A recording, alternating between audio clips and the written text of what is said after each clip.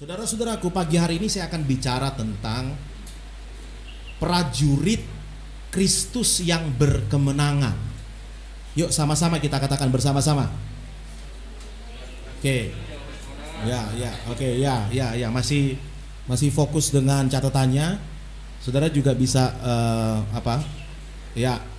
siapkan catatan anak-anak rumah singgah. Kita akan belajar kebenaran tentang prajurit Kristus yang berkemenangan. Sekali lagi mari sama-sama kita katakan. Prajurit Kristus yang berkemenangan. Sekali lagi kurang keras saudara. Di rumah nggak dengar kayaknya nih, yang ada di rumah. 1, 2, 3. Prajurit Kristus yang berkemenangan. Jadi teman-teman yang ada di rumah, kami bukan cuma sendiri doang di tempat ini, langsung menghadap kamera tidak. Tapi di depan saya ada beberapa orang, ada beberapa puluh ya, jemaat generasi emas baik yang ada di rumah singgah. Yang ada di tempat ini ada Pak Riki, ada Bu Endri, ada Bu Tina, ada Tri, ada teman-teman semua jemaat yang lainnya. Saya nggak bisa sebutkan namanya satu-satu karena kalau saya sebutkan namanya bisa habis waktu kita untuk belajar firman Tuhan. Sekali lagi berikan kemuliaan bagi Tuhan kita. Saudara-saudaraku, pagi hari ini kita tahu bersama-sama bahwa dunia dilanda satu krisis yang dimulai dari pandemi. Dan saya percaya juga semua gereja khotbah tentang konteks ini. Berdasarkan konteks situasi dan kondisi yang terjadi, maka gereja atau dalam hal ini kebenaran firman Tuhan yang disampaikan oleh gembala-gembala, oleh para pengkhotbah itu tentunya tidak lepas dari konteks ini, dari latar belakang yang terjadi kepada kita semuanya. Dan memang perlu saya rasa bahwa hari-hari ini di tengah-tengah kebingungan dari masyarakat, khususnya umat Tuhan. Loh Pak, ada umat Tuhan yang bingung. Banyak umat Tuhan yang bingung. Di hari-hari yang menekan ini, mereka mulai bertanya-tanya kembali. Ini Tuhan di mana? Pertolongan Tuhan bagaimana? Gitu ya. Ada banyak pertanyaan yang mungkin ada yang terjawab, ada yang tidak bisa dijawab. Nah, yang belum terjawab itu tanggung jawab gereja untuk menjelaskan kepada umat gitu ya. Untuk menjelaskan apa yang akan dilakukan oleh Tuhan terhadap umat-umat yang diizinkan untuk masuk dalam kondisi yang sulit ini, saudara. Nah, pagi hari ini juga sama, kita akan belajar beberapa hal bahwa umat Tuhan, perhatikan saudaraku, umat Tuhan itu bukan hanya, saudara ya, seringkali kan kita dengar ada pengajaran-pengajaran firman Tuhan yang tidak mungkin salah juga menurut saya, yang mengatakan bahwa umat Tuhan itu adalah domba-domba. Umat Tuhan itu adalah orang-orang yang berdosa, yang sakit secara rohani, yang dibawa ke rumah sakit besar, yang disebut gereja gitu. Karena mereka berkata bahwa Tuhan datangkan untuk orang-orang yang sakit, untuk orang-orang yang berdosa. Betul, saudara. Gereja tempat orang berdosa yang dipulihkan. Katakan amin. Orang berdosa, semua kita ini orang berdosa yang kemuliaan Tuhan sudah jatuh, sudah jauh dari hidup kita. Kata kitab Roma berkata semua orang sudah kehilangan kemuliaan Tuhan. Lalu ketika seseorang menerima Kristus sebagai Tuhan dan Juru Selamat, dalam proses kemuliaan Tuhan dinyatakan atas hidupnya kembali, maka dia butuh gereja. Dia butuh pembinaan di dalam penggembalaan yang disebut gereja, saudara. Gereja juga menggembalakan domba-domba. Lalu ada lagi yang beranggapan bahwa iya, gereja sebagai tempat orang berdosa yang dipulihkan terus-menerus. Gereja itu adalah jemaat yang dilambangkan sebagai domba, umat Tuhan sebagai anak gitu, umat Tuhan sebagai sahabat, dan banyak status-status lainnya dari umat Tuhan itu sendiri. Tetapi berapa banyak di antara saudara yang percaya, yang paham, yang mengerti bahwa umat Tuhan bukan hanya domba. Umat Tuhan bukan hanya orang-orang sakit secara rohani yang memerlukan rumah sakit rohani. Tapi umat Tuhan juga adalah prajurit Kristus yang terlatih di dalam Tuhan. Katakan amin. Kita bukan hanya domba. Kita bukan hanya orang-orang, sekumpulan orang-orang yang sakit. Lalu inilah bangsal. Gereja itu adalah bangsal di mana orang-orang sakit sementara diobati. Saya bukannya tidak setuju, saya setuju itu. Gereja menjadi tempat di mana orang-orang sakit rohani untuk datang. Kita nggak bisa bilang, gereja untuk orang yang sehat, tidak. Tetapi saya mau bilang begini, tidak cukup itu. Ada satu kebenaran yang kita harus pahami bahwa gereja juga adalah tempat di mana para prajurit Kristus dilatih, saudara. Prajurit Kristus itu bertumbuh, dan bukan hanya dilatih, bukan hanya bertumbuh, mereka melakukan visi besar, yaitu apa? Berperang dan menang di dalam peperangan itu. Katakan amin. Nah, inilah umat Tuhan. Pagi hari ini kita akan belajar, saudara, bagaimana kita sebenarnya adalah prajurit Kristus yang kadang-kadang disuruh masuk ke dalam medan peperangan yang berat. Apa itu medan peperangan? Medan peperangan adalah tempat di mana kita itu bertempur, tempat di mana kita itu berperang. Ada hamba Tuhan yang luar biasa dalam era milenial itu, milenium, abad satu abad yang terakhir, apalagi di tahun-tahun yang belakangan ini. Dua tokoh pengajar tentang peperangan rohani versi modern, saudara, di gereja Tuhan. Yang pertama itu G. Boyd, ya. Dia salah satu guru besar di Princeton Theological Seminary. Dia guru besar, dia ngajar di sana. Dia juga seorang gembala yang mengkonseling dalam pastoral konseling, ya. Nah, dia mendapati begini, saudara, bahwa ketika orang konseling itu bukan hanya masalah kejiwaan, bukan hanya masalah bukan hanya masalah psikis, bukan hanya masalah mereka sakit hati, mereka punya luka batin, bukan.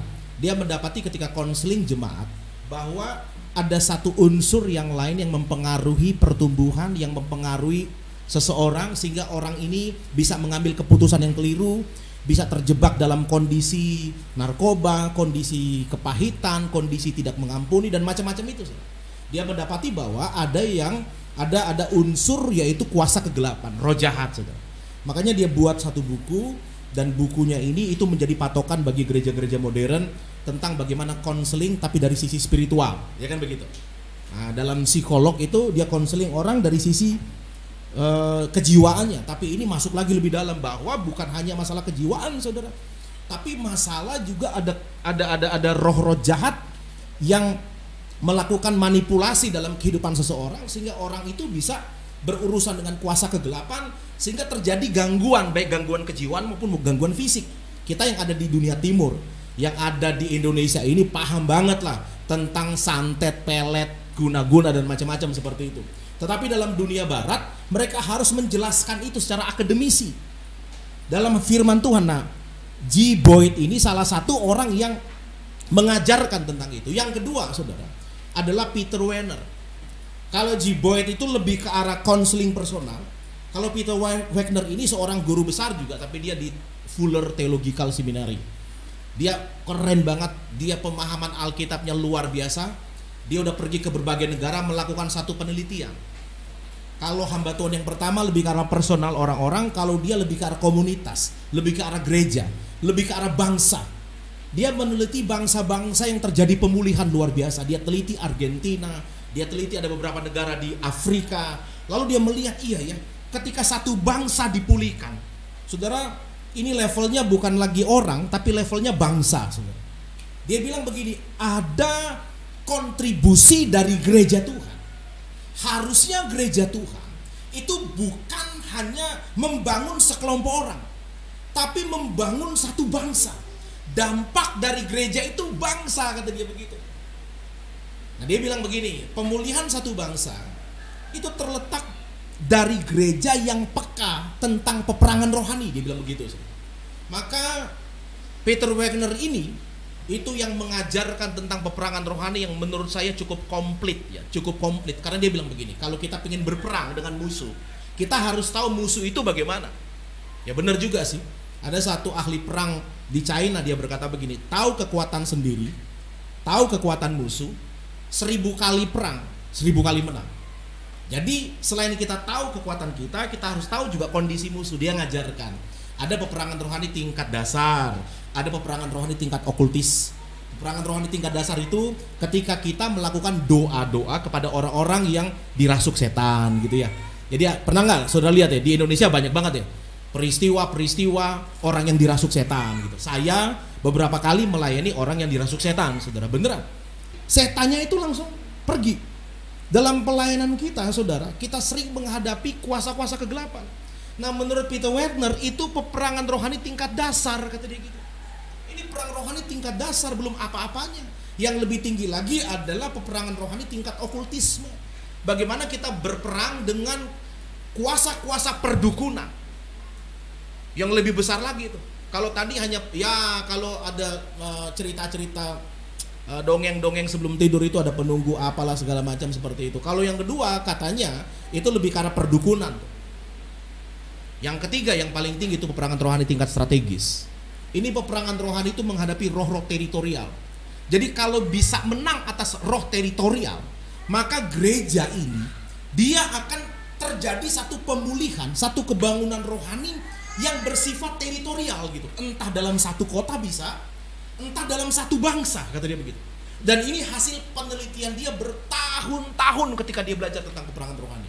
Nah, dia bilang begini bahwa Peter Wehner ya, dia bilang begini bahwa hari-hari ini umat Tuhan itu harus benar-benar dilatih untuk menjadi prajurit Kristus yang siap perang. Saya setuju dalam hal ini. Ada beberapa hal saya nggak setuju pengajaran dia, tapi dalam hal ini saya cukup setuju. Saya cukup setuju. Saya harus bilang kepada umat-umat Tuhan bahwa Anda itu memiliki musuh, dan itu Alkitab katakan. Saudara mungkin berkata, ya gue nggak pikirin deh ada musuh kayak mau nggak ada musuh, yang penting gue hidup sebagai orang Kristen begitu. Iya, saudara nggak berpikir ada musuh atau tidak, tapi musuh tetap menyerang Anda. Ada orang berkata begini, kita nggak usah serang-serangan lah, yang penting kita jangan ganggu dia, ya kan begitu. Kita nggak usah ganggu musuh itu, ya kita nggak bakalan diganggu. Oh saudara salah. Saudara nggak ganggu pun ketika engkau mengaku Yesus sebagai Tuhan dan Juru Selamat. Ketika engkau menjadi orang Kristen, orang yang sudah lahir baru, kerajaanmu sudah pindah dari kerajaan kegelapan ke kerajaan terang. Alkitab berkata, ketika engkau pindah ke kerajaan terang, mau nggak mau engkau sudah mengangkat bendera perang kepada kerajaan kegelapan. Jadi ketika engkau berkata begini, saya nggak mau ganggu-ganggu deh, nggak usah doa-doa peperangan, ngapain doa-doa ngusir-ngusir setan, kata dia begitu kan. Kita nggak usah ganggu deh, ngapain diganggu-ganggu sih, biarin aja. Di rumah itu ada penunggunya, katanya begitu. Biarin aja, nggak usah diganggu. Saudara begini, saya mau bilang begini. Ketika engkau menyatakan diri menjadi murid Kristus, engkau sudah pindah dari kerajaan gelap ke kerajaan terang, Alkitab berkata. Nah, ketika engkau pindah kerajaan, engkau sudah jadi musuh dari kerajaan kegelapan itu. Saudara nggak ganggu dia, engkau tetap akan diganggu hari demi hari dengan ujian, dengan cobaan gitu ya, dengan situasi-situasi kondisi yang membuat engkau bisa jauh dari Tuhan. Jadi mau nggak mau saudara harus bangkit menjadi prajurit-prajurit Kristus yang siap tempur. Katakan amin, saudara. Nah, ini masih pendahuluan sebenarnya. Cuma saya harus tekankan kuat di pendahuluan agar saudara ngerti bagaimana menjadi prajurit Kristus. Saya harus jelaskan dulu kondisi yang terjadi di sekitar kita ini. Lalu yang kedua nih. Yang kedua yang mengajarkan bahwa musuh itu bukan hanya roh-roh jahat di udara. Seperti pengajaran dari dua hamba Tuhan, tokoh terkemuka tentang peperangan rohani tadi. Mereka banyak hamba Tuhan yang mengajarkan itu. Tapi tokoh terkemuka adalah Boyd dan Peter Wehner. Dua tokoh yang terkemuka yang ada di garis depan, yang mengajarkan bahwa gereja punya musuh. Musuh itu bukan darah dan daging, tapi musuh itu adalah penguasa-penguasa roh-roh jahat di udara. Mereka mengajarkan gitu ya. Dan saya setuju beberapa hal, termasuk apa yang disampaikan tadi.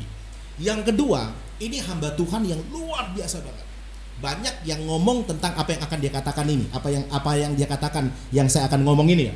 Dia ngomong begini, namanya Watchmeni. Dia ngomong begini, lambat atau cepat, orang Kristen harus menyadari, ya, oke, teman-teman yang ada di tempat ini, lambat atau cepat, orang-orang Kristen harus menyadari bahwa musuh yang terbesar, kata Watchmeni, adalah dirinya sendiri.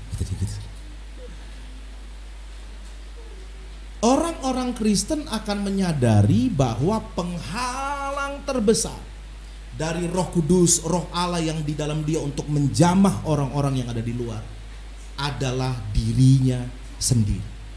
Maka dia tulis dalam buku yang terkenal namanya Remuknya Insan, keluarnya roh itu. Dia bilang begini, bahwa sebelum yang di luaran ini dihancurkan dan diremukkan oleh Tuhan, maka manusia itu tidak bisa apa-apa. Dia akan selalu diintimidasi, dia akan selalu dibelenggu, sehingga dia nggak bisa maksimal. Itu kata Watchmeni. Nah, bagaimana pandangan saya? Saya juga sama. Saya setuju juga, benar juga, saudara. Ini orang-orang yang benar-benar melewati satu pelayanan atau satu pengalaman pelayanan yang luar biasa. Ada dua musuh berarti. Yang pertama roh-roh jahat di udara, satu entitas, ya. Yang kedua adalah kondisi di dalam diri manusia. Yang kalau Alkitab berkata itu segala keinginan yang bertentangan dengan Allah. Yang pertama keinginan daging, yang kedua keinginan mata, yang ketiga keangkuhan hidup yang memisahkan kita dari kasih Allah. Paulus berkata nggak ada yang bisa memisahkan kita. Tapi Yohanes Rasul dia ngomong ada yang bisa memisahkan kita. Kalau seseorang di dalam dirinya ada keinginan yang tiga tadi, maka kasih Allah tidak ada di dalam dirinya, kata dia begitu. Ini mengerikan juga, saudara. Itulah yang disebut Watchmeni tadi. Penghalang di dalam dirinya yaitu keinginan daging, jiwa yang tidak bertobat. Kalau bahasa Rasul Yohanes adalah keinginan mata itu. Lalu roh yang belum diperbaharui, kesombongan. Itu penghalang terbesar. Itu juga musuh, saudara. Nah, dua musuh yang kita harus tahu dulu nih. Sebab ketika kita belajar tentang prajurit berkemenangan, kita kan bisa bertanya, oke, saya prajurit, Pak. Lalu saya disiapkan untuk perang apa, kata dia. Saya dilatih nih sebagai seorang prajurit Kristus. Lalu peperangan saya mana, kata dia gitu. Itu sama dengan orang-orang yang ditarik di klub sepak bola begitu. Berlatih tapi nggak pernah main gitu ya. Ya kan? Berlatih ada tuh. Saya pernah membaca satu kisah orang yang dipinjamkan dalam satu klub besar dunia, tetapi dia hanya berlatih, tapi ketika main di akhir minggu itu di apa ya, kalau di sana kan hari Sabtu atau hari Minggu, Liga Inggris, dia nggak pernah diizinkan main gitu, karena mungkin pelatihnya berkata belum siap lah orang ini, terus apa sih, gak ada segudang alasan. Dia bilang ngapain, paling pun diturunkan 1-2 pertandingan gitu. Habis itu selama sepanjang musim nggak pernah diturunkan lagi. Ya kan, dia berkata begini, ngapain gue berlatih, kata gitu, nggak pernah gue bertanding. Ya kan. Nah, banyak umat Tuhan juga begini. Ketika kita membahas tentang prajurit Kristus, konsekuensi seorang prajurit Kristus, ada umat-umat Tuhan yang berkata begini, ngapain gue juga menderita di dalam Kristus ya? Ngapain gue harus dilatih disiplin sebagai seorang prajurit? Mana peperangannya? Mana musuhnya? Saya mau bilang begini, ada dua musuhnya, yaitu roh-roh jahat di udara. Yang kedua dirimu sendiri. Nah, pagi hari ini, saudara, pagi hari ini, ketika engkau menang atas musuh Anda ini, saya percaya kitalah yang disebut orang-orang yang lebih daripada para pemenang itu. Katakan amin, saudara. Alkitab banyak ayat-ayatnya yang menuliskan tentang peperangan umat Tuhan, yang menuliskan tentang kemenangan umat Tuhan. Nah, kalau ada kemenangan berarti ada peperangan. Nggak mungkin ada kemenangan tanpa peperangan, nggak mungkin kan gitu. Nah, kalau ada peperangan berarti ada musuh, gitu aja, saudara. Ada kemenangan berarti ada peperangan berarti ada musuh gitu. Ada musuh, ada peperangan ada kemenangan. Nah, itu aja kita putar-putar aja di situ ya. Kita lihat kemenangan, kita lihat musuh, oke, kita dapat di musuh, baru kita lihat peperangannya bagaimana. Sekarang kita lihat diri kita. Mari kita buka Alkitab kita dulu. Alkitab yang akan kita baca bersama-sama, kita mulai dulu dari 1 Korintus 15 ayat yang ke-57. 1 Korintus 15 ayat 57. Ya.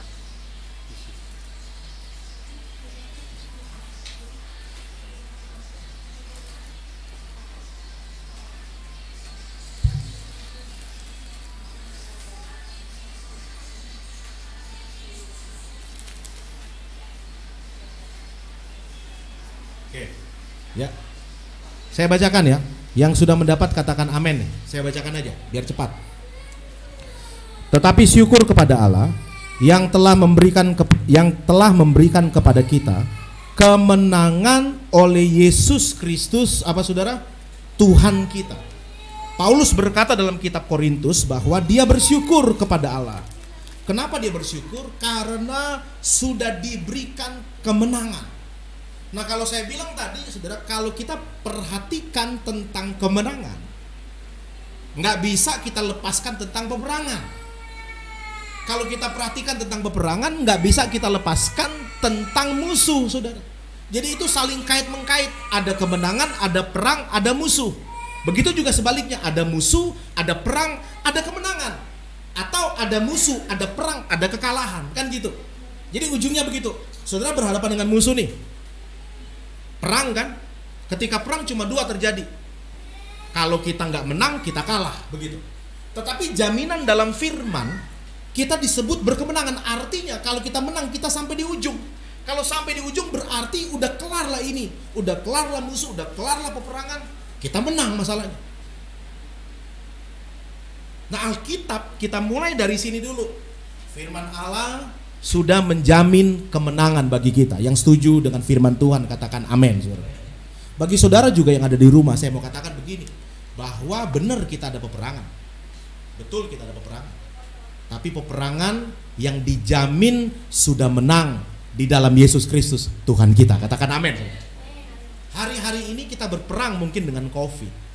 Tetapi sebenarnya bukan COVID yang paling besar, yang paling parah. COVID itu hanya sebagai media saja sebenarnya. Hanya alat menurut saya sih ya. Tergantung saudara. Kalau Anda bisa menang atas musuh yang di dalam saudara, maka Anda pasti bisa menang atas COVID gitu ya. Loh, kok gimana logikanya? Logikanya begini. Saya pernah khotbah di generasi emas itu, bahwa saya pernah bilang sebenarnya bahwa musuh utama atau masalah utama dalam orang-orang adalah cara bagaimana dia melihat, ya kan gitu. Cara dia memandang satu masalah. Di situ letaknya sebenarnya. Masalah yang sebenarnya adalah bagaimana dia melihat masalah. Jadi masalah yang sebenarnya itu bukan bentuk masalahnya, tapi bagaimana Anda melihat itu, dari sudut pandang mana Anda melihat. Ketika Goliat berjumpa dengan Daud, Daud melihat Goliat itu sebagai ya ada sesuatu yang lebih besar. Engkau kecil, engkau bukan suatu hal yang besar gitu. Ketika Elisa dikepung oleh bangsa Aram, bahkan ketika sang nabi ya dikepung oleh bangsa Aram, ada seorang hambanya yang ketakutan, lalu nabi ini berkata begini, Tuhan bukakan mata orang ini supaya dia bisa melihat bahwa ada pasukan yang lebih besar lagi yang mendukung kita daripada mendukung musuh gitu. Jadi bukan musuhnya, bukan masalah yang terlihatnya, tapi bagaimana Anda memandang masalah itu. Nah, orang-orang yang nggak menang atas musuh di dirinya gitu, maka dia akan kalah terhadap masalah yang terjadi di sekitar, sebenarnya begitu. Maka saya bilang begini, kemenangan ya harus kita pahami dulu nih. Kemenangan dalam versi Kristen itu bukan hanya ketika orang itu menjadi kaya dan berkelimpahan secara materi baru dikatakan ini orang menang nih, sukses dia masalahnya. Sukses dalam hal apa? Dalam duit, itu orang menang. Tidak, saya mau katakan, kalau ukuran saudara menang adalah sukses dalam keuangan, ada begitu banyak hari ini orang yang tidak percaya Tuhan, orang fasik, bahkan orang kafir kata Alkitab, tetapi mereka sukses secara ekonomi, saudara. Nah, kalau ukuran sukses atau ukuran kemenangan itu sukses dalam keuangan, maka salah kaprah semua yang diajarkan oleh Alkitab. Atau ada lagi yang berkata begini, kamu berkemenangan kalau kamu sembuh dari sakit penyakitmu, katanya gitu. Loh, kalau hanya sembuh dengan mujizat, karena sembuh dari sakit dengan mujizat, saya mau bilang dengan kecanggihan ilmu kedokteran saudara hari-hari ini, hampir semua sakit bisa disembuhkan, saudara. Kecuali beberapa ya yang memang lagi dicari tuh obatnya itu. Tapi hampir semua sakit parah itu ada obatnya, ada cara penanggulangannya. Ya, apalagi dengan intelijen dengan kecerdasan robot, kecerdasan Apa itu? Kecerdasan teknologi yang sekarang, saudara. Ada rumah sakit di Jepang itu bisa ngoperasi pasiennya yang ada di negara lain, saudara. Itu hanya pakai ini, pakai robot, saudara. Pakai teknologi kecerdasan itu, kecerdasan buatan itu. Bisa dia operasi. Jadi pakai mesin yang ada di sono, dia operasi dari sini tuh bisa tuh. Jadi bisa tuh menangani sakit yang ada di sono. Saya mau bilang begini, kalau ukuran orang berkemenangan itu dia mengalami mujizat sehingga dia sembuh dari sakit, saya mau bilang ilmu kedokteran juga sama, bisa membuat orang sembuh dari sakit. Lalu apa itu berkemenangan? Kalau berkemenangan bukan hanya sukses secara finansial. Apa itu berkemenangan? Kalau berkemenangan itu bukan hanya sembuh dari sakit. Apa itu berkemenangan? Berkemenangan ini begini, adalah satu sikap roh gitu ya, menurut saya nih. Sikap roh yang kuat sebenarnya. Sehingga dia menangnya itu bukan menang fisik, tapi menang di batinnya. Misal kata begini. Satu ketika Ayub diuji oleh Tuhan dan dicobai oleh setan. Dalam satu hari Ayub bangkrut, saudara. Satu hari itu Ayub bangkrut. Bukan hanya bangkrut, seluruh tubuhnya itu sakit. Saudara begini, kalau Anda pakai kondisi Ayub itu, lalu kita samakan dengan pemahaman yang tadi, kalau berkemenangan dalam Tuhan, dia sukses secara keuangan. Kalau berkemenangan dalam Tuhan, dia nggak boleh sakit, kan begitu tuh. Itu Ayub itu gagal dalam teologi itu. Gagal Ayub. Kenapa? Dalam satu hari bangkrut dia. Ini orang-orang akan berkata begini sama dia nih, orang-orang yang suka pemahaman tadi ini. Berarti Ayub ini berdosa nih. Ini Ayub di Alkitab, bukan Ayub yang ada di sini. Ayub di Alkitab ini berdosa dia nggak benar hidupnya. Dia nggak berkemenangan ini gagal ini orang gagal nih, gagal dalam Tuhan. Kenapa? Karena sekaligus bukan hanya bangkrut, sekaligus sakit dia. Itu Ayub tuh. Kalau misalnya berkemenangan adalah yang saya katakan tadi, saudara, maka Ayub itu disebut orang gagal pasti. Tapi Alkitab berkata apa? Enggak. Pada waktu dia bangkrut, pada waktu dia sakit, dia berkata, datang dari Tuhan tidak membawa apa-apa, pulang pun gak membawa apa-apa, dari debu kembali kepada debu. Dan Ayub tidak berdosa terhadap Tuhan pada waktu itu. Jadi bagi saya Ayub menang tuh dalam pencobaan yang pertama terjadi bagi Ayub. Menang dia. Berarti berkemenangan itu adalah ketika dia mengatasi situasi apapun yang terjadi atas hidupnya. Entah ketika dia bangkrut, dia tetap percaya kepada Tuhan, itu berkemenangan. Atau saudara, mungkin dia sementara diberkati oleh Tuhan, dia pun berkemenangan. Kenapa? Kalau dia tidak tinggalkan Tuhan. Begini. Lihat saya sebentar. Ada orang kaya, sukses ekonomi, dia tinggalkan Tuhan. Disitulah kegagalan dia sebenarnya. Tapi ada orang bangkrut, miskin, gak punya apa-apa, dia tetap setia pada Tuhan. Di situ kemenangannya.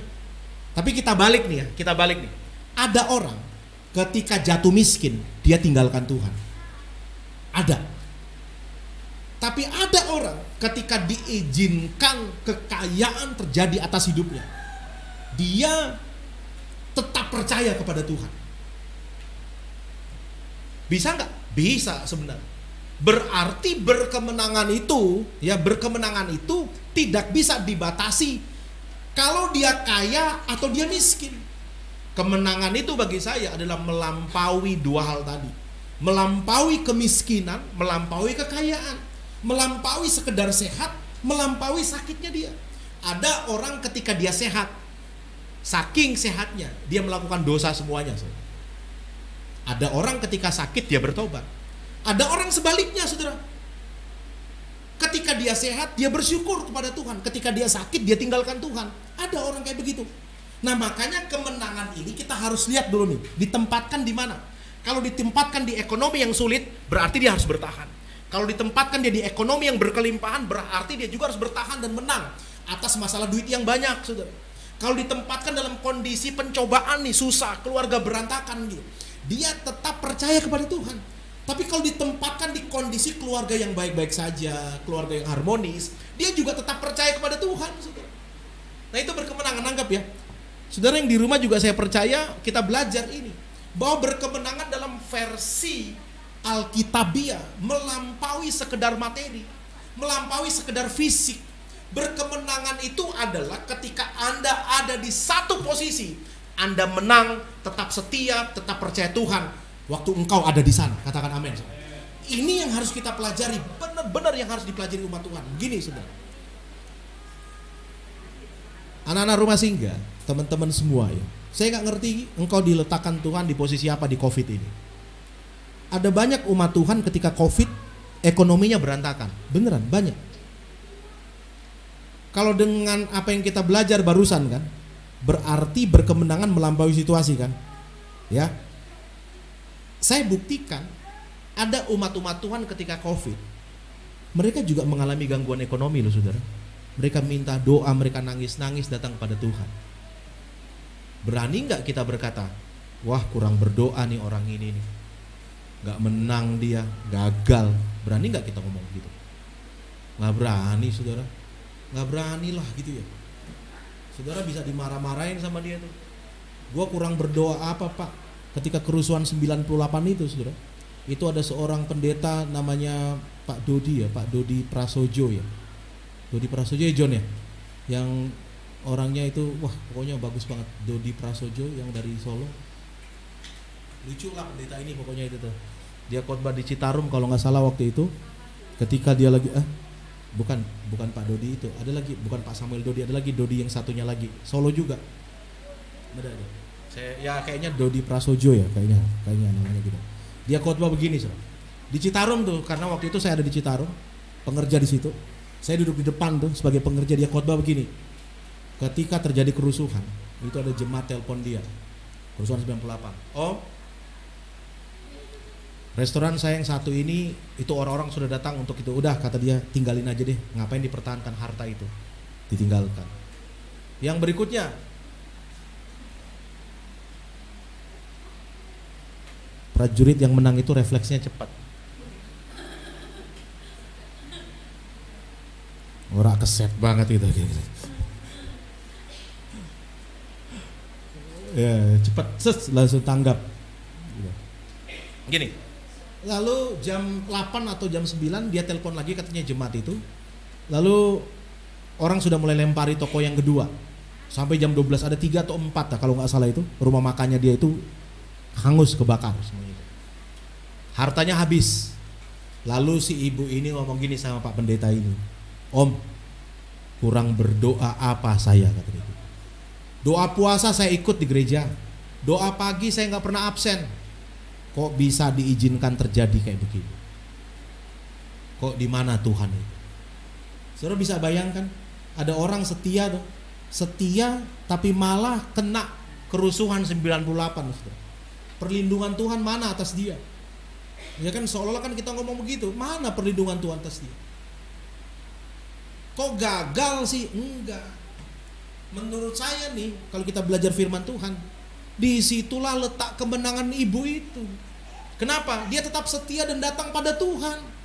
Walaupun datangnya itu bertanya, bener nggak sih? Tapi mending dia datang daripada dia langsung kabur, kan begitu? Dia langsung tinggalkan Tuhan, kayak seorang pendeta yang kayak saya bilang minggu lalu itu, Charles Templeton itu, langsung tinggalkan Tuhan, padahal seorang hamba Tuhan. Di tengah-tengah kondisi yang sulit, ibu ini tetap bertahan, itu menang saudara. Itu berkemenangan, katakan amin saudara. Itu yang harus kita pahami. Lalu ada lagi sebaliknya, ada orang-orang dalam kondisi yang bagus ekonominya gitu. Walaupun di tengah-tengah COVID saudara, dia tetap bisa berkelimpahan. Ada, saya ditelepon oleh seorang teman tuh, Jumat minggu lalu ditelepon, saya langsung sharing kepada anak-anak ini. Dia bilang, aneh ya Pak Samuel ya, bro, dia panggil saya bro. Aneh, kenapa di tengah-tengah masalah kayak begini, kok banyak banget pesanan dia, kata dia begitu saudara. Banyak banget itu.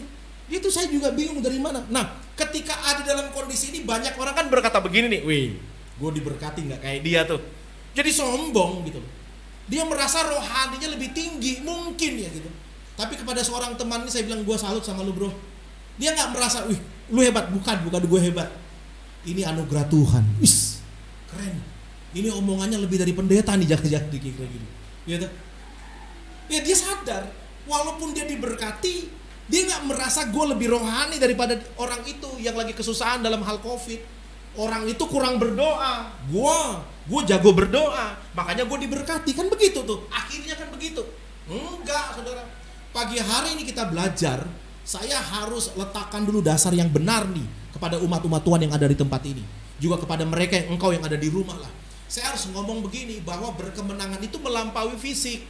Mungkin engkau hari-hari ini lagi susah di rumah tuh. Makan aja kita mungkin sulit, ya. Hari-hari ini dengan di tengah-tengah kondisi ekonomi yang lagi sulit, saudara. Ada banyak umat Tuhan yang saya tahu juga dia harus ngirit tuh, bener-bener ngirit.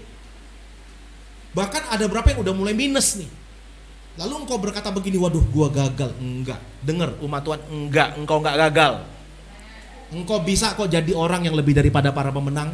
Bagaimana Bapak Pendeta? Begini, kalau engkau tetap bersyukur di dalam segala perkara, apapun yang terjadi dalam hidupmu, pada waktu engkau senang, pada waktu engkau susah, engkau tetap berkata, Tuhan Yesus baik dalam kehidupanku. Kayak Ayub. Atau ada lagi engkau yang hari ini umat Tuhan dengar, engkau yang ada di rumah, di tengah-tengah kondisi ekonomi sulit, engkau malah diberkati. Ekonomimu lagi tumbuh nih, luar biasa. Saya mau bilang begini, jangan sombong. Karena ketika berkat secara ekonomi terjadi atas hidupmu, jangan sombong, jangan kau merasa engkau lebih rohani daripada mereka. Enggak. Justru itu ujian. Kalau engkau sombong, gagal engkau. Engkau bukan orang yang menang.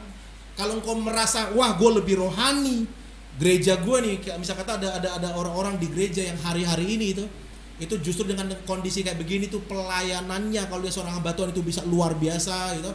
Pelayanannya tidak terdampak ya kan gitu. Ada pengusaha terdampak, ada pendeta juga terdampak gitu ya. Ada di YouTube itu yang istri saya tunjukin, ada seorang hamba Tuhan yang ya mungkin bercanda kali ya. Bercanda tapi bercanda juga kebangetan gitu loh. Disiarkan di media sosial, dia bilang waduh di tengah-tengah gini nggak ada undangan khotbah lah, nggak ada amplop yang masuk kata dia gitu loh. Mungkin bercanda kali ya, mungkin bercanda loh. Itu istri tunjukin di YouTube-nya itu. Saya bilang bercanda kali, udah anggap aja secara positif itu. Tapi ya memang seperti itu kan. Tapi ada justru di tengah-tengah COVID kayak begini, pengusaha-pengusaha yang lagi berkelimpahan tuh, pendeta-pendeta yang lagi laris gitu. Di Zoom meeting. Loh iya. Tapi jangan kita berkata, wah berarti gue lebih bener pelayanan gue daripada mereka yang tidak diundang, yang gak ada undangan. Enggak saudara, enggak. Kalau engkau menang, engkau tetap setia, engkau tetap menundukkan diri di bawah tangan Tuhan yang kuat, sehingga engkau ditinggikan pada waktunya. Engkau tetap sabar dalam penderitaan yang lagi menderita, engkau tidak sombong ketika berkat menghampiri hidupmu. Disitulah engkau disebut orang-orang yang menang di dalam Tuhan, saudara. Oke ya. Nah sekarang kita lihat yang berikutnya, saudara. Masuk ke bagian yang kedua tentang prajurit, bagian yang terakhir. Saudara. Ini poin yang terakhir yang kita belajar, yang merupakan poin utamanya sebenarnya. Prajurit yang berkemenangan. Kalau kita lihat tadi tentang kemenangannya, ya. Sekarang kita lihat tentang prajuritnya, gitu. Bagaimana menjadi prajurit yang menang tadi gitu. Yang ya seperti itu tadi, yang tetap bertahan. Kan Alkitab berkata begini, barang siapa bertahan sampai akhir itu, dia selamat. Itu kemenangan yang sebenarnya tuh. Tahan sampai akhir, dia selamat, Saudara. Oke. Mari kita lihat bersama-sama Alkitab kita, bagian yang kedua, bagian yang terakhir. Di dalam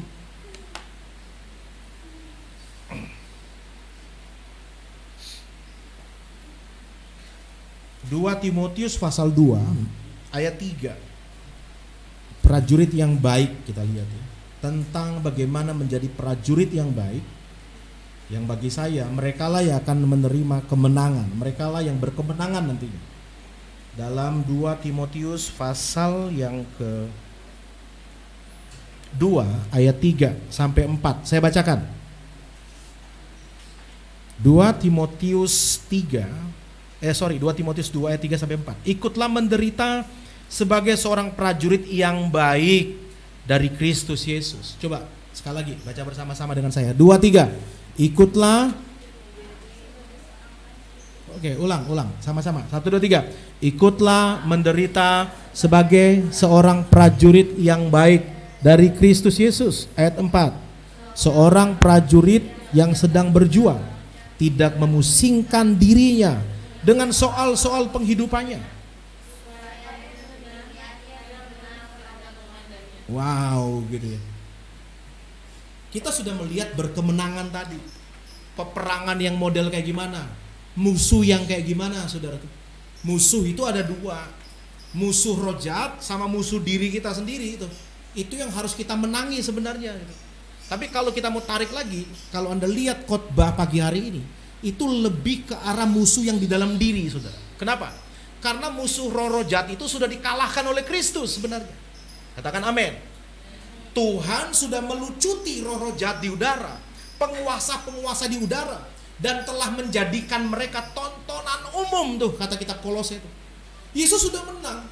Iblis sudah diremukkan kepalanya di bawah kaki Kristus, di bawah kaki gereja. Sudah menang. Nah, bagi saya begini, musuh kedua yang sama bahayanya sebenarnya dengan musuh yang pertama adalah dirinya sendiri. Dia harus kalahkan dirinya gitu. Nah, untuk kita bisa belajar itu, belajar dari firman. Seorang prajurit yang baik, dia berkata begini nih, kalau kita mau jadi prajurit yang baik, ikutlah menderita sebagai seorang prajurit yang baik dari Kristus Yesus. Yang pertama tuh. Yang kedua, seorang prajurit yang sedang berjuang tidak memusingkan dirinya tentang soal-soal penghidupannya, supaya dengan demikian ia berkenan kepada komandannya. Ada 2 hal saja. Pertama, tahan menderita. Yang kedua, semua yang kita lakukan fokusnya itu untuk kemuliaan Tuhan, berkenan, menyenangkan sang komandan. Cuma itu aja. Prajurit Kristus, perhatikan saya. Prajurit Kristus ini, kalau engkau berkata begini, oke Pak, saya pengen menang nih di tengah-tengah COVID. Ya, saudara, menang di tengah-tengah COVID itu bukan berarti Anda nggak kelaparan. Mungkin aja Anda kelaparan, ya. Atau sebaliknya, justru di tengah-tengah COVID ada orang diberkati sehingga berkelimpahan. Terserah, saudara. Dan itu semua itu yang ngatur Tuhan, ya kan? Saudara sudah berusaha nih. Ada teman-teman yang sudah berusaha. Mungkin ada yang berkata ini kurang kerja kali dia. Naif banget ya. Naif banget kalau kita bilang orang-orang miskin itu semua karena kurang kerja, karena mereka malas. Enggak, saudara. Enggak juga. Naif kalau kita bilang semua orang miskin itu karena mereka nggak tahu kerja, mereka malas kerja. Naif, saya bilang begitu. Apalagi kalau bahasa rohaninya tidak diberkati oleh Tuhan. Naif banget, naif. Kalau Anda setuju itu, berarti Anda setuju yang kedua. Begini nih, semua orang kaya karena mereka bekerja keras, karena mereka pintar, karena mereka diberkati oleh Tuhan. Sama naifnya, sama naifnya. Sebab ada orang-orang sudah bekerja, mereka sudah benar-benar keluar keringat, mereka tulus, mereka benar-benar lakukan segala sesuatunya. Tapi seolah-olah ekonomi nggak berpihak sama mereka. Lalu apakah kita bilang mereka nggak diberkati Tuhan? Enggak. Yeremia sampai matinya, apa yang dia khotbahkan nggak ada satupun orang bertobat. Yeremia. Kalau dia pendeta, saudara, ini pendeta gagal nih. Kalau ukuran fisiknya itu tadi ya, sama kan? Itu kalau kita mau tarik itu sampai segitu tuh. Oh, kalau dia miskin berarti dia nggak diberkati. Kalau dia kaya berarti diberkati. Itu Anda bisa tarik nih. Oh, kalau pelayanan yang diberkati itu kalau gerejanya besar. Kalau pelayanan yang nggak diberkati, gerejanya kecil. Saudara pergi tuh ke pedalaman-pedalaman Kalimantan, saudara-saudara yang ada di rumah nih. Saudara lihat di transmigrasi. Itu banyak pendeta-pendeta yang jemaatnya cuma 2, cuma 3, cuma 5, cuma 10 keluarga. Tapi mereka setia 30 tahun, 50 tahun melayani di sono. Apa bisa tuh pendeta kota kayak begitu tuh? Kadang-kadang kita mengagul-ngagulkan pendeta dari barat nih. Wah, naik jet pribadi ya kan gitu loh. Khotbah tentang kemakmuran.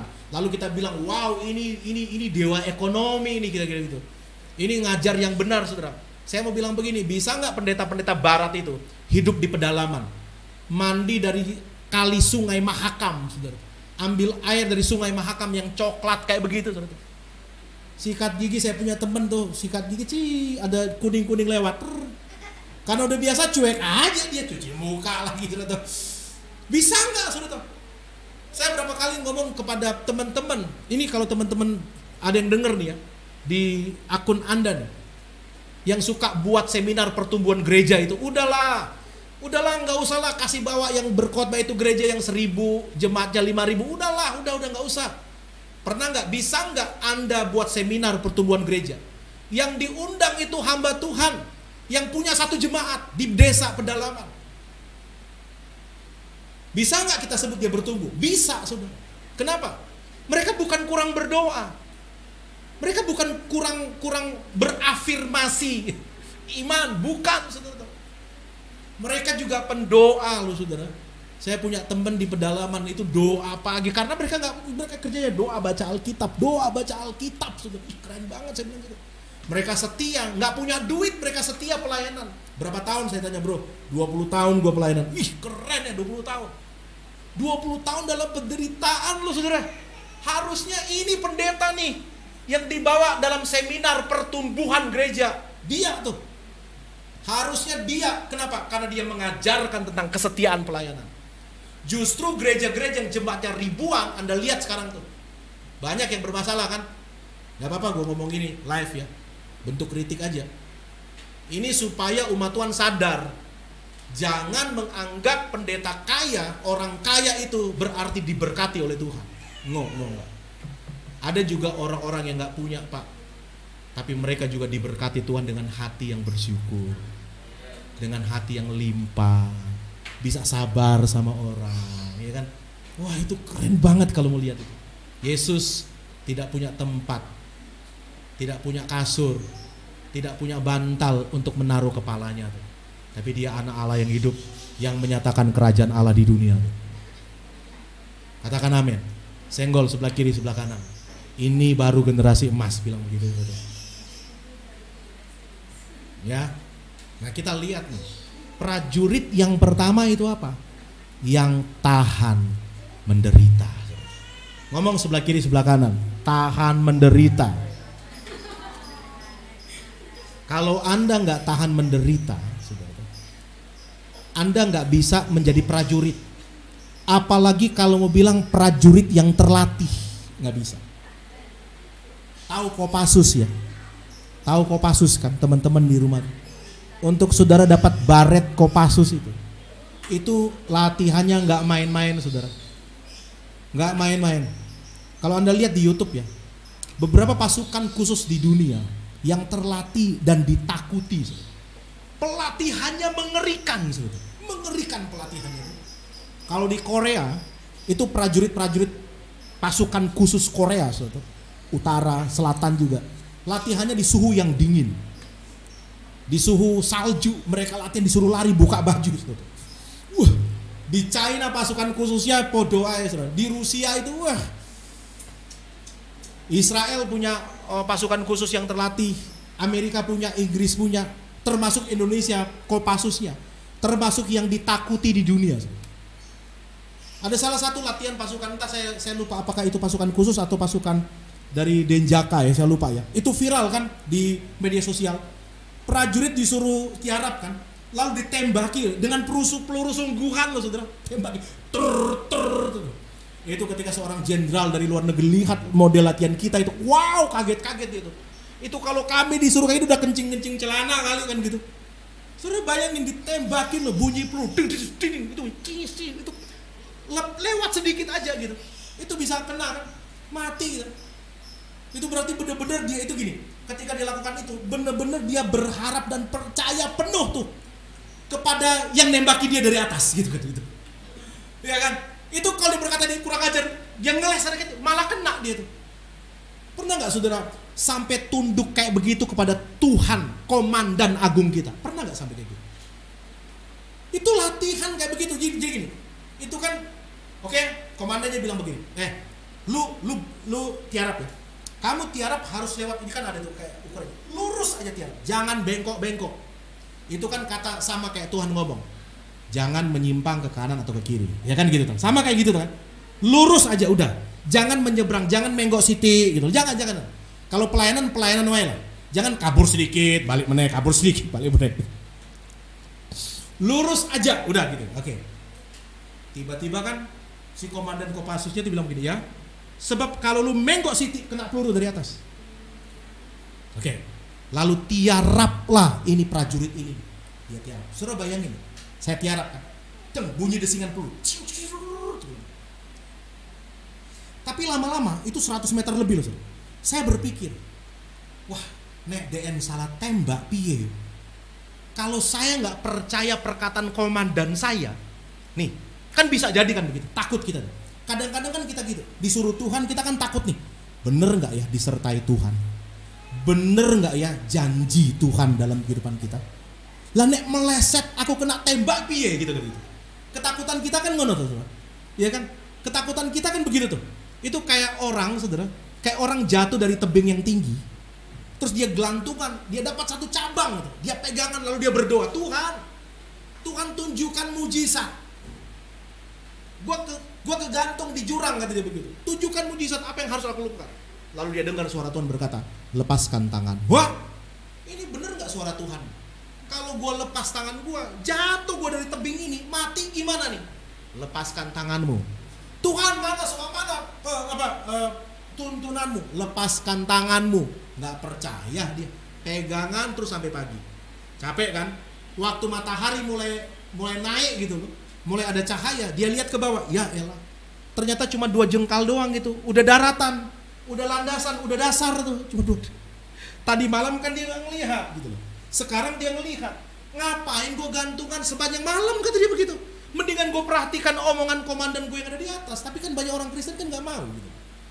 Ketika Anda lagi menjalankan misi dari Tuhan dalam pelayanan saudara, dalam hidup saudara yang ada di rumah nih, yang ada di tempat ini, percaya penuh nggak kita kepada komandan kita? Kadang-kadang kan kepercayaan kita, waduh bener nggak ya? Akhirnya kita menggok sedikit kan, menggok sedikit malah kena tembak gitu ya.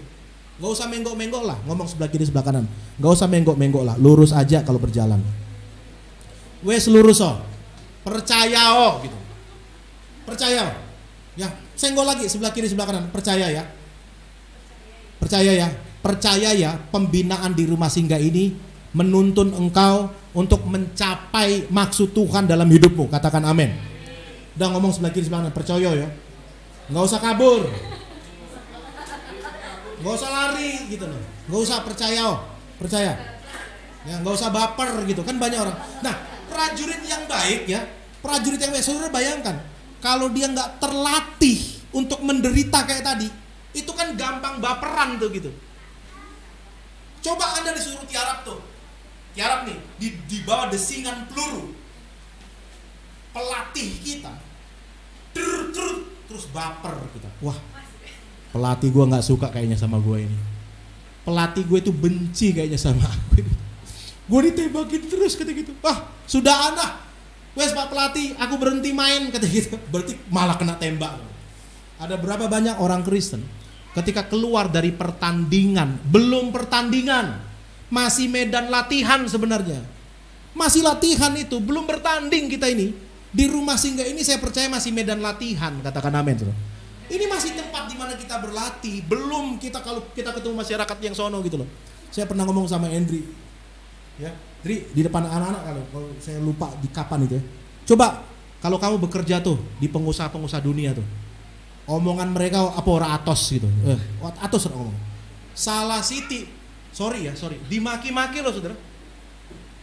Lah kalau kita baperan gitu loh, sampai di sana nggak bakalan lulus saudara. Iya kan? Baperan Siti, baru dimarahin, baru ditegor sedikit, baru dinasihatin oleh gembalanya yang ada di rumah ini ya. Dinasihatin sama penatuannya, langsung baperan gitu loh. Engkau bukan prajurit terlatih tuh, bukan Kopassus, satpam aja nggak sampai. Maaf ya profesi satpam, sorry, bukan melecehkan profesi, enggak, maksudnya kan latihannya gitu ya. Itu penjaga pos kamling rawis itu kayak bapak-bapak yang ada di pos malam ya, yang perutnya gendut-gendut itu lagi ya, dia nggak tahu ngejaga malam, ngeronda atau makan gorengan gitu loh. Kayak saya juga gemuk gini di pos ya, ngobrol-ngobrol. Itu kalau ada maling suruh lewat, nggak bakalan kekejar sama bapak-bapak ini gitu. Berani saya jamin tuh. Nggak bakalan kekejar itu. Apa bisa latihan itu? Ya, itu tempat nongkrong doang. Nah, ini joke aja. Itu yang saya bilang tadi. Siap nggak kita menderita? Nah, di bawah pelatihan sang guru, saya bilang begini, saudara. Kalau Anda pengen dilatih sebagai prajurit yang baik, saudara harus pertama disiplin. Saudara harus belajar teori tentang perang. Ini pokok-pokoknya. Saudara harus tahu menggunakan senjata. Saudara harus punya satu teknik defense, teknik offense gitu. Yang terlatih. Kalau saudara nggak terlatih di situ, nggak bisa kita jadi prajurit yang baik. Nah, untuk bisa dilatih di situ adalah penderitaan. Itu penderitaan. Medan latihan itu medan penderitaan. Jadi di poin yang pertama, prajurit yang baik itu adalah yang menderita. Itu kaitannya tentang pelatihan. Mentalnya dilatih, disiplinnya dilatih. Sun Tzu berkata begini nih, kesuksesan besar dalam kemenangan akan peperangan cuma satu, dia bilang gitu, disiplin. Udah, disiplin. Dan disiplin dari hal yang kecil.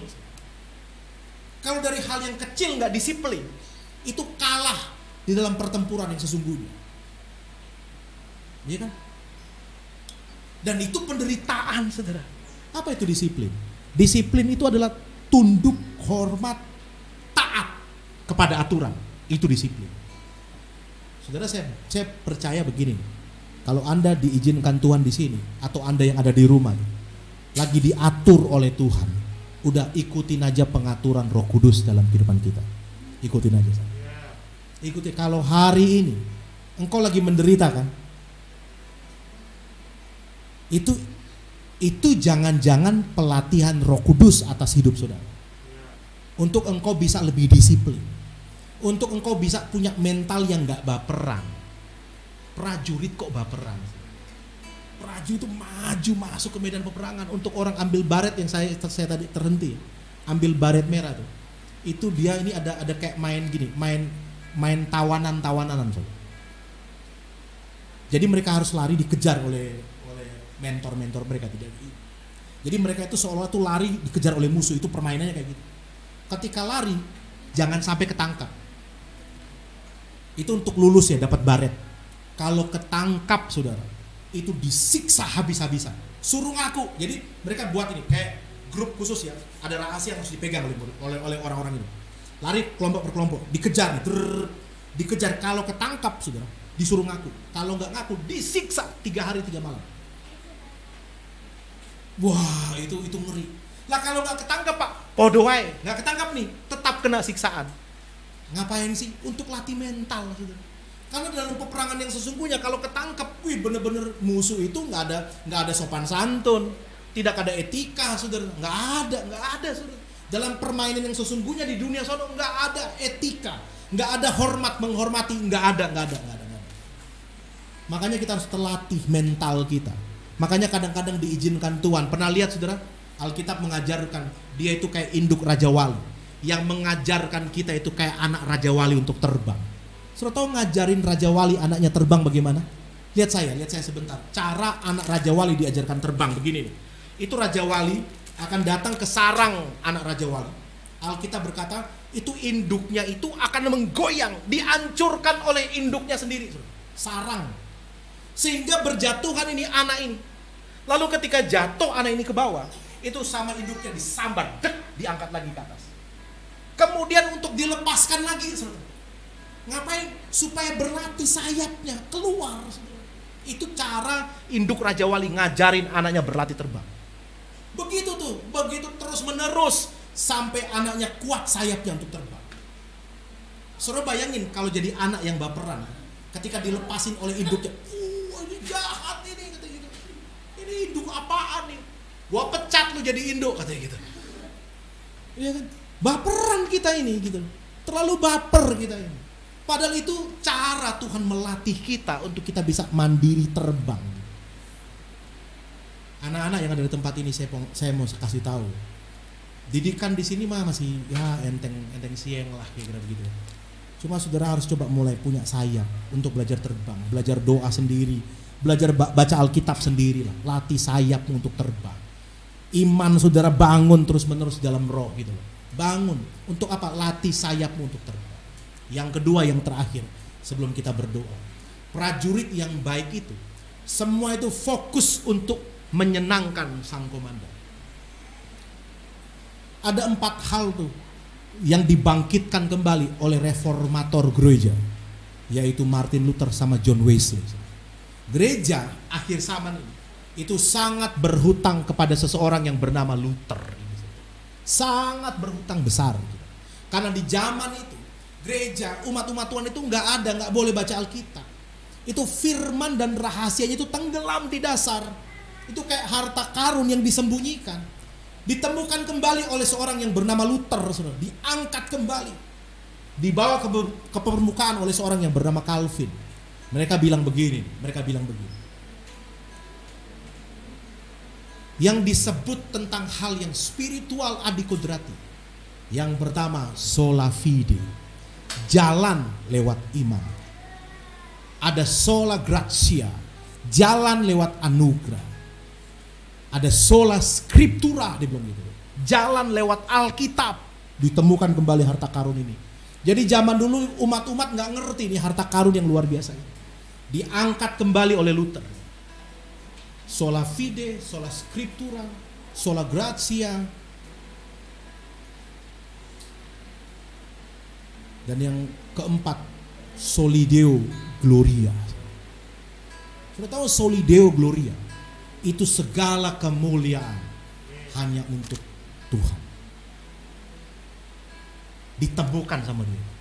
Sudah tahu ketika reformator ini mengajarkan gereja-gereja abad itu, bukan hanya umat Tuhan dipulihkan, dunia dibangkitkan kembali.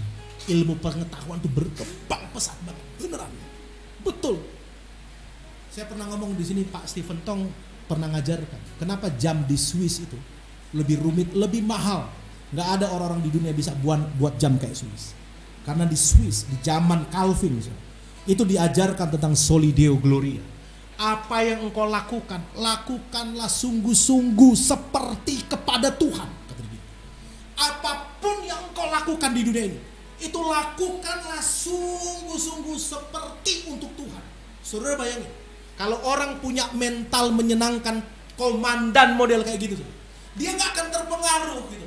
Banyak orang kan bekerja untuk gaji, banyak kan orang berbisnis untuk supaya apa yang dia dapat. Tapi itu kan lemah. Kenapa? Lemahnya begini. Kalau Anda tidak mendapat apa yang Anda inginkan, kecewa Anda. Tapi kalau Anda tingkatkan ke solideo gloria, apapun yang engkau lakukan untuk menyenangkan komandan, bukan dirimu, bukan orang lain, tapi komandanmu, yaitu Yesus Tuhan. Saudara, ketika engkau nggak berhasil mungkin dalam melakukannya, engkau nggak bakalan kecewa. Kenapa? Karena nggak ada upah untuk itu, engkau nggak kecewa. Orang nggak puji engkau nggak kecewa. Kenapa orang kecewa? Karena dia mengharapkan sesuatu dan sesuatu itu tidak terjadi. Kalau Anda bersikap kayak prajurit yang kedua ini, segala sesuatu untuk menyenangkan sang komandan, itu solideo gloria namanya. Segala sesuatu untuk kemuliaan nama Tuhan. Wow. Prajurit kalau punya dua hal ini nih, dia adalah prajurit yang menang di dalam Tuhan. Kalau generasi emas model kayak prajurit begini nih, saudara, nggak peduli engkau ditempatkan di medan kayak gimana, nggak peduli. Engkau tetap bisa menjadi orang yang super pemenang di dalam Tuhan. Mari kita bangkit berdiri bersama-sama. Dengan sayapmu, ku akan terbang tinggi. Di tengah badai hidup, ku tak menyerah. Orang-orang yang menang adalah orang-orang yang tidak pernah menyerah. Umat Tuhan yang menang adalah umat Tuhan yang tidak menyerah dalam kondisi apa. Waktu dia sehat, dia tidak menyerah. Waktu dia sakit, dia tidak menyerah. Waktu dia berlimpah secara finansial, dia tetap tidak tinggalkan Tuhan. Waktu dia kekurangan, dia tetap setia ikut Tuhan. Orang-orang kayak begini nih yang disebut berkemenangan di dalam Tuhan. Firman-Mu berkata Kau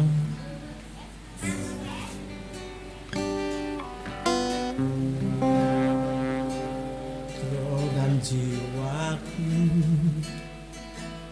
Mari katakan bersama-sama. Tuhan selalu ku nantikan. Di setiap langkah ku percaya, dengan sayap-Mu ku akan terbang tinggi. Di tengah badai ku tak menyerah. Kau kekuatan dan perlindungan bagiku, pertolongan